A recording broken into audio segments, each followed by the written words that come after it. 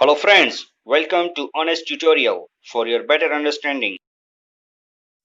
Hello friends, this is Akram Sheikh and you are watching Honest Tutorial.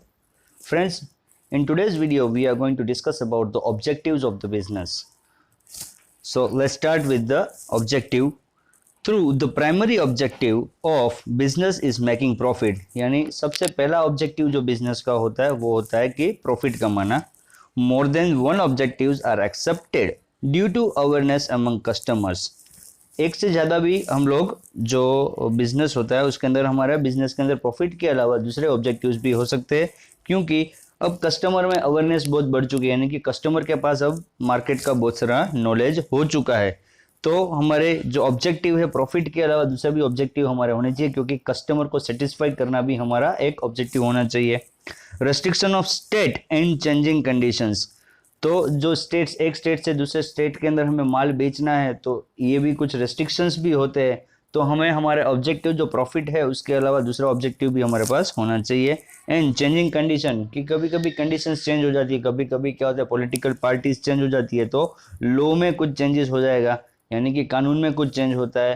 तो जैसे कि पहले लगता था कि वेट लगता था, उसके पहले सेल्स टैक्स लगता था, अब आज के टाइम के ऊपर ये लगता है GST, goods and service tax.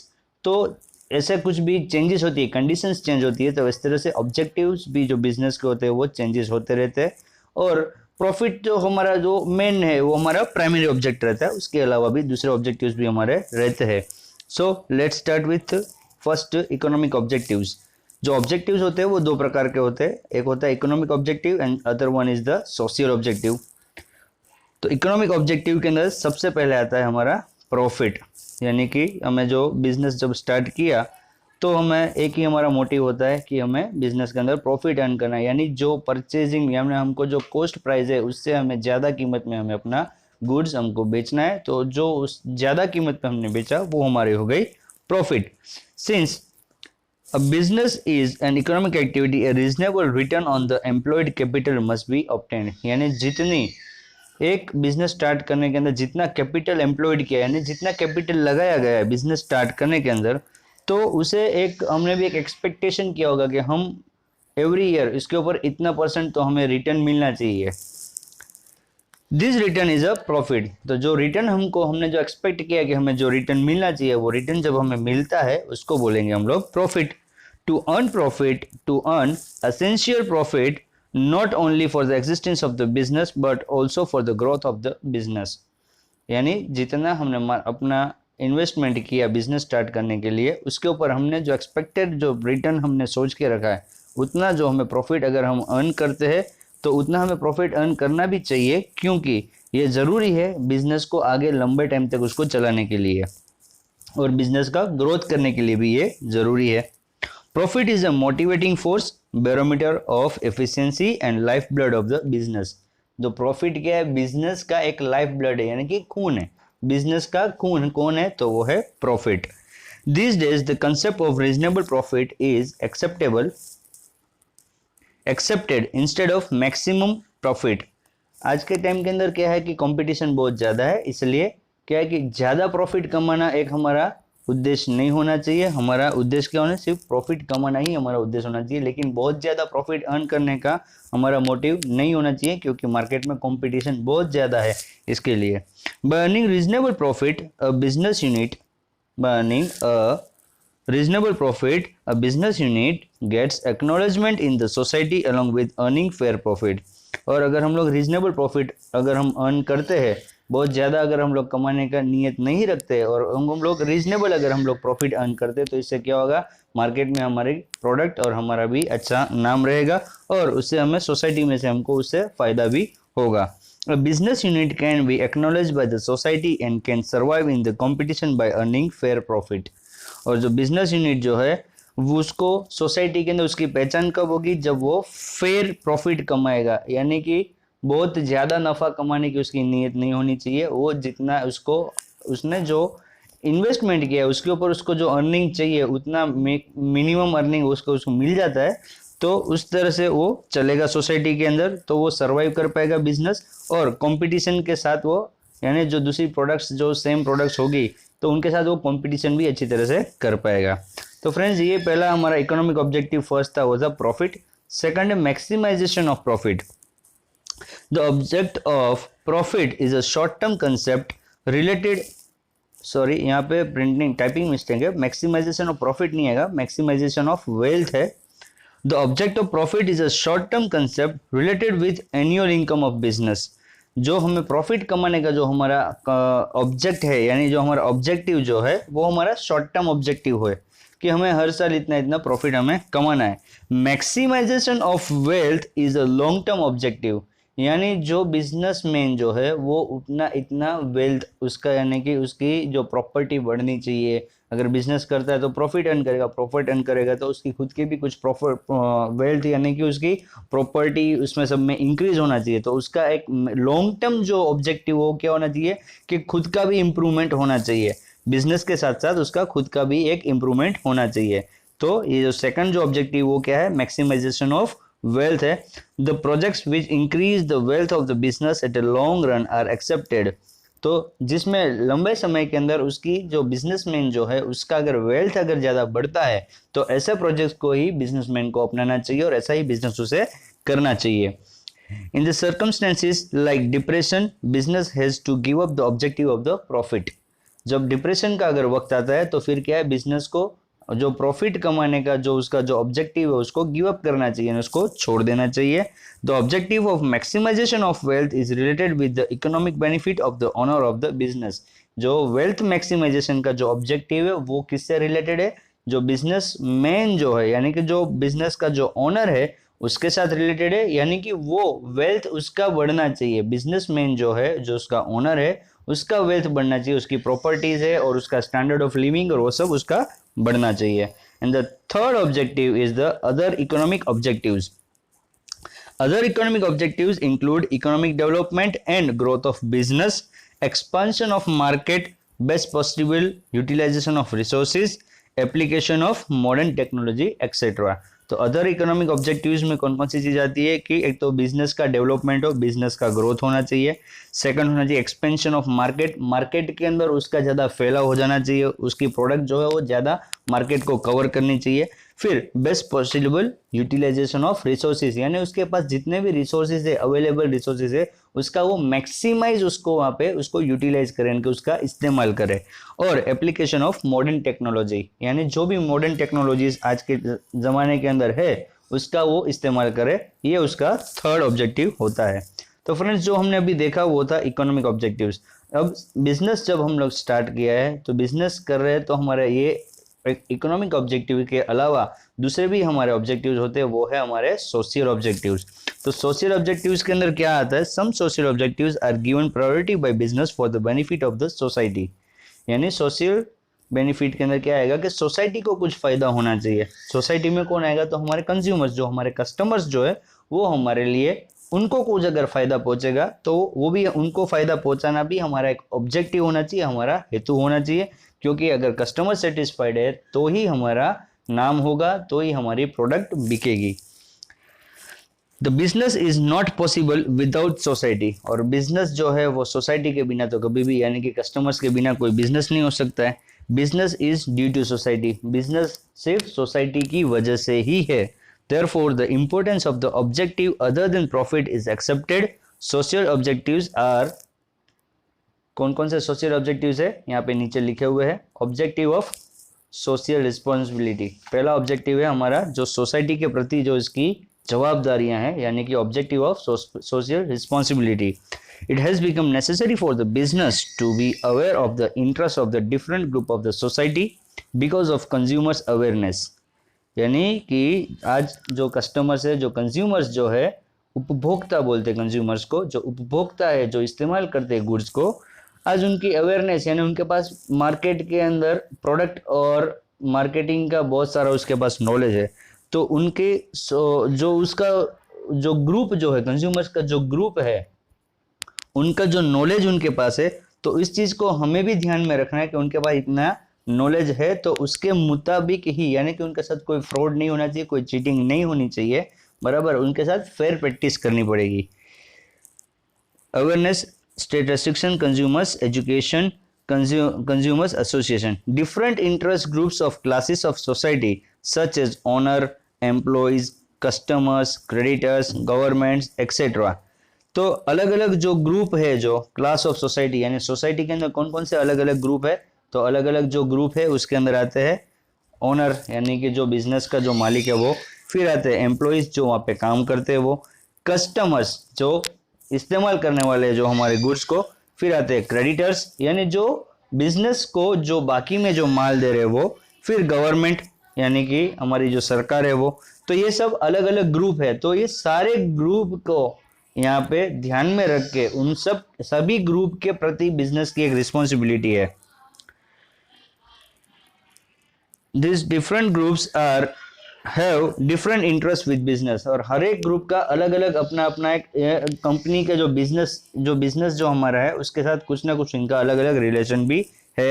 It is necessary to take care of the interest of this different group, और ये जरूरी है कि हर एक ग्रुप के प्रति उनका जो इंटरेस्ट है बिजनेस के प्रति, उस इंटरेस्ट का यहाँ पे ध्यान रखा जाए और उसके प्रति जो उसकी रिस्पॉन्सिबिलिटी है उसको वो पूरी की जाए। The business has to abide by maintenance of environment, employees welfare act, factory act and consumer protection act.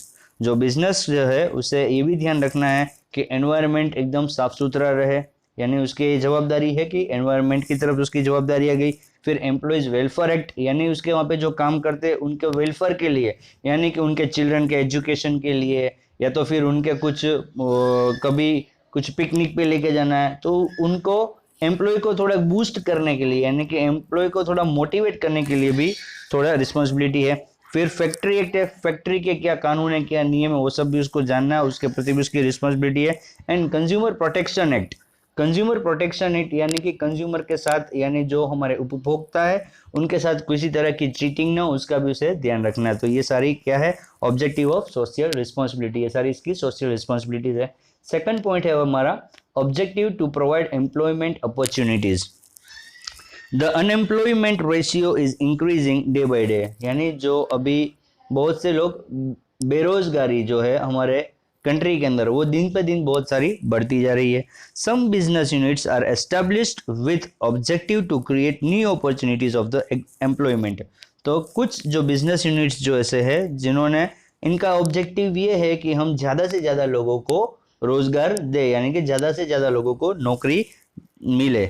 Example, khadi and cottage industries commission selects those industries which provide employment opportunities.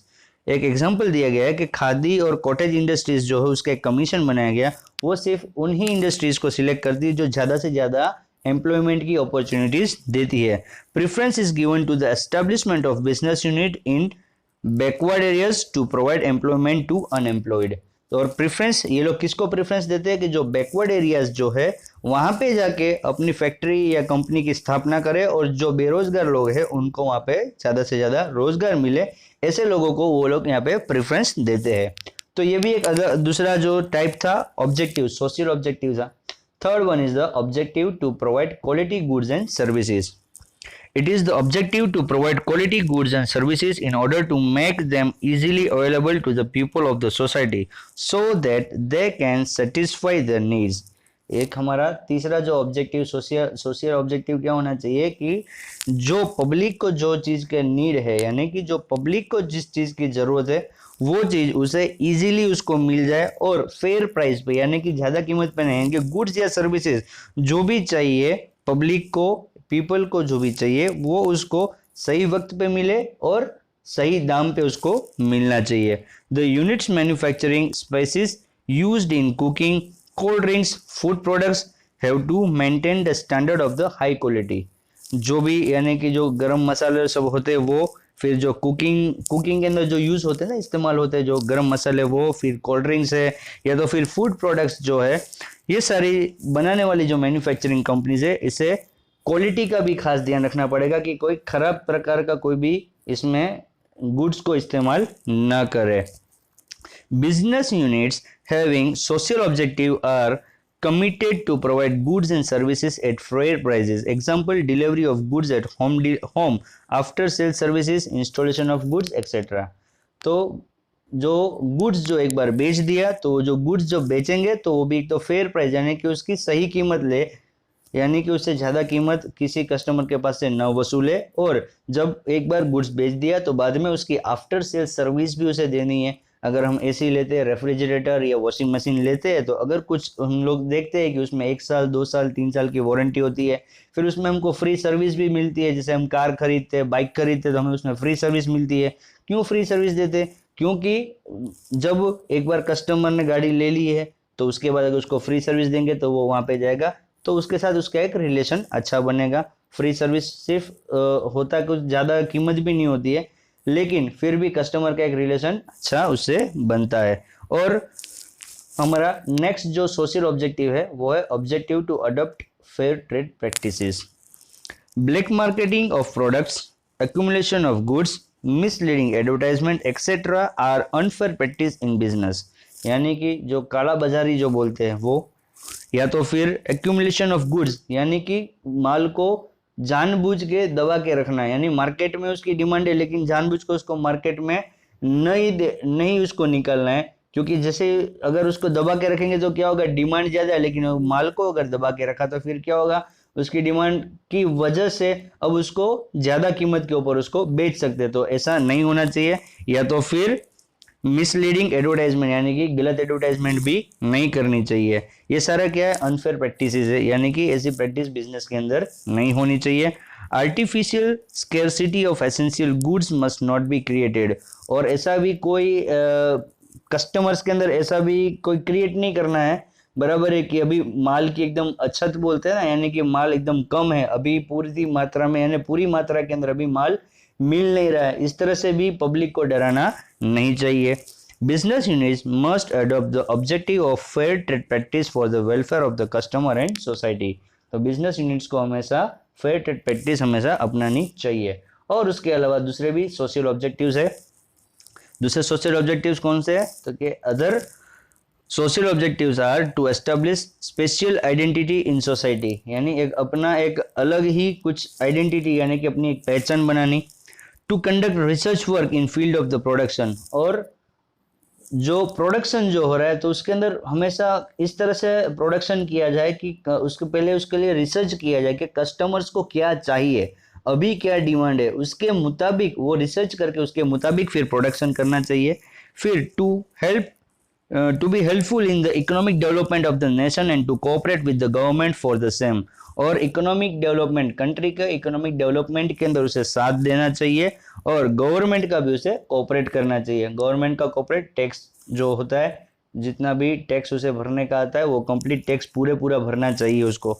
To provide various incentives to the employees and executive welfare scheme for them, और उसके वहाँ पे जितने भी employees काम करते हैं business के अंदर, यूनिट्स के अंदर, तो उनके जो एम्प्लॉयज है उनको एक्स्ट्रा बोनस देना चाहिए, यानी इंसेंटिव, यानी कि उनको सैलरी से और भी कुछ ज़्यादा चीज़ मिलनी चाहिए, इंसेंटिव मिलना चाहिए, या तो फिर उसको कोई कमीशन मिलना चाहिए।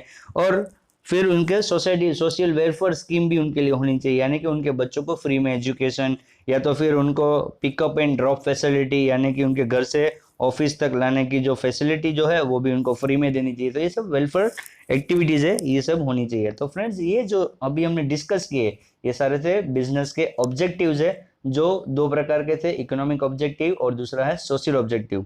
अब फ्रेंड्स हम लोग आगे बढ़ते हैं बिजनेस रिस्क की तरफ। हमने हमारे अगले वीडियो के अंदर ऑलरेडी इस चीज़ को हम लोग डिस्कस कर चुके कि बिजनेस है तो बिजनेस के अंदर हमेशा रिस्क रहेगा, क्योंकि बिजनेस के अंदर कुछ भी हो सकता है, कभी भी नुकसान हो सकता है, कभी कोई कुदरती आपदा भी आ सकती है। तो जो रिस्क जो होते हैं वो दो प्रकार के होते हैं। First one is the natural risk. Natural risk यानी कि अर्थक्वेक है, फ्लड है, etcetera hinder the growth of the business and destroy और damage the assets of the business. This business has no control over natural risk. Natural risk यानी कि कौन से, यानी कि जो भूकंप आ जाता है या फिर फ्लड यानी कि बाढ़ आ गई, तो ये सब क्या है कि हमारा जो बिजनेस जो चल रहा है उसके अंदर इससे बाधाएं आती है, और हमारे कुछ बिजनेस का जो एसेट्स होता है, जो उस एसेट्स यानी कि जो हमारी मिलकत जो है उसके अंदर कुछ नुकसान भी हो जाता है। और ये सब चीज़ों के ऊपर बिजनेस का खुद का कोई कंट्रोल नहीं है, क्योंकि ये सब क्या है, कुदरती है, ये कुदरती आपदाएं। तो कुदरती आपदाएं जो आती है तो उसके ऊपर कोई बिजनेस का कोई कंट्रोल नहीं होता है। और सेकंड टाइप का जो बिजनेस है वो है हमारा man made risk. Man made यानी कि व्यक्तिगत जो बनाया हुआ है वो। Man made risk hinders the development of the business and as a result business has to suffer the loss. यानी जो व्यक्तिगत जो ऐसे रिस्क जो है जिनकी वजह से बिजनेस का डेवलपमेंट रुक जाता है और कभी कभी बिजनेस को नुकसानी का भी सामना करना पड़ता है। This risk are strike of the employees, यानी जो काम कर रहे थे एम्प्लॉइज बराबर उन लोगों ने स्ट्राइक कर दी यानी कि हड़ताल कर दी। चेंज इन टेक्नोलॉजी, जो टेक्नोलॉजी से हम लोग पहले काम कर रहे थे अब वो टेक्नोलॉजी चेंज हो चुकी है, लेकिन अगर हम फिर भी पुरानी टेक्नोलॉजी से अगर हम काम कर रहे हैं तो फिर क्या होगा, यहाँ पे हमको नुकसान और हमको रिस्क भी बढ़ जाएगा हमारा। Change in taste and demand of the customers, अब जो हमारी जो प्रोडक्ट जो थी, हमारी प्रोडक्ट की डिमांड अब इतनी मार्केट में नहीं है। क्यों? क्योंकि कस्टमर्स का अब जो ज़रूरत जो थी बराबर है, अब उसमें स्टैंडर्ड ऑफ लिविंग उसका बढ़ गया, तो अब उन्होंने अपनी डिमांड दूसरी कोई प्रोडक्ट की तरफ उन्होंने बढ़ा दी है।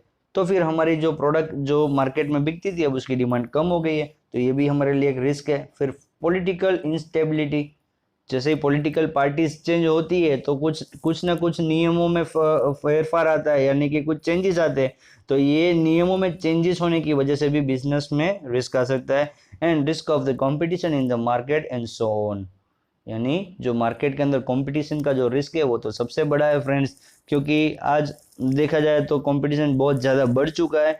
हर एक प्रोडक्ट जो है उसका सामने दूसरा कॉम्पिटिटर खड़ा हुआ है, तो यहाँ पे प्राइस को लेकर, क्वालिटी को लेकर, सर्विस को लेकर हर तरह से अगर उम्दा अगर कस्टमर्स को सेटिस्फेक्शन देंगे तभी मार्केट के अंदर टिक पाएंगे, अदरवाइज बहुत ही रिस्क है। तो फ्रेंड्स ये थे हमारे बिजनेस रिस्क। अब हम अगले वीडियो के अंदर हम लोग डिस्कस करेंगे causes of business risk, business में रिस्क कौन कौन सी वजह से आ सकते हैं। तो फ्रेंड्स आपको आज की वीडियो में अगर कोई भी डाउट है तो आप मुझे कमेंट बॉक्स के अंदर आपके क्वेश्चन पूछे, और अगर आपको ये वीडियो अच्छा लगा है तो आप मुझे आपके रिव्यूज भी मुझे कमेंट बॉक्स में भेज सकते हैं। Okay friends, bye bye, take care.